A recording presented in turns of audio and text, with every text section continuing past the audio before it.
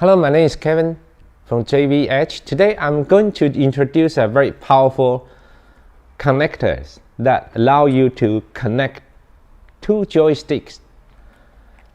You can see there is a front joystick here. The other one for Caregiver we have already set up. This is one for two cables with a switch.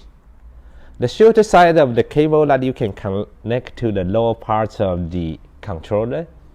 Then the other two you can connect to the front parts of the joystick, and also the other side for the Caregiver control joystick.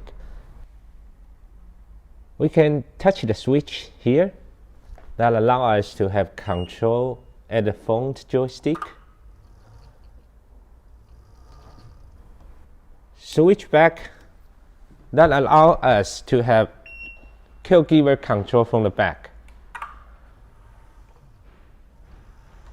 I hope these simple and easy cables can help you out when you want to have Caregiver control. Thank you very much for watching the video. We hope to see you next time.